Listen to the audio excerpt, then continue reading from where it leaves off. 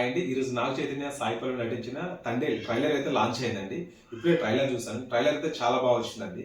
So అందులో కొన్ని points అయితే మీకు చెప్తాను ఎందుకు ఈ మూవీ బ్లాక్ బస్టర్ అవుతుందని. ఫస్ట్ వచ్చేసి మ్యూజిక్ అన్నమాట.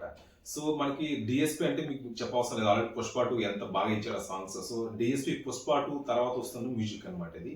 సో ఆల్రెడీ పాటలు ఆల్రెడీ బుజ్జి తల్లి పాట ఆల్రెడీ సూపర్ హిట్ అయింది. సో ఐలెస్సా పాట కూడా చాలా బాగుంది.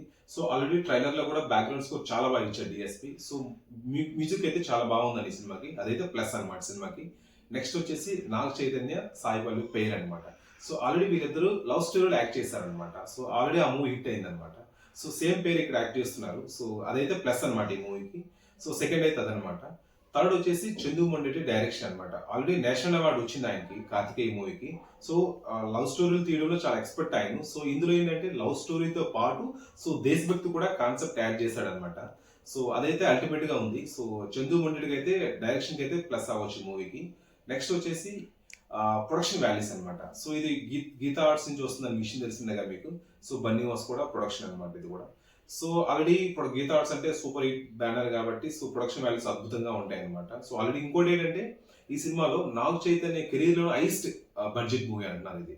సో అది కూడా ఈ సినిమా ప్లస్ అనమాట.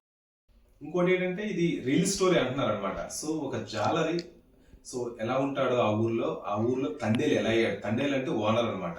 సో ఆ ఊరు నుంచి లవ్ స్టోరీతో పాటు ఈ దేశం నుంచి వేరే దేశానికి ఎలా వెళ్ళాడు, సో ఆ దేశం నుంచి ఎలా బయటపడ్డాడు, సో అదంట స్టోరీ అనమాట. సో రియల్ స్టోరీ అంటున్నారు కాబట్టి ఇది రియలిస్టిక్ గా ఉంది మూవీ కూడా.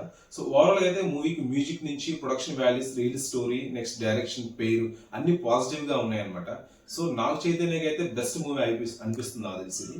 సో ఫిబ్రవరి 7 వస్తుంది కాబట్టి చూద్దాం. సో మూవీస్ కూడా ఏమి లేవు ఆ రోజు. సో నాగ చైతన్య కెరీర్ లో మంచి బ్లాక్ బాస్టర్ ఈ మూవీ అవ్వాలని మనస్ఫూర్తిగా కోరుకుంటూ నెక్స్ట్ మన ట్రైలర్ రివ్యూ అయిపోయింది కదా, నెక్స్ట్ మూవీ రివ్యూలో కలుద్దాం. Thank you for watching.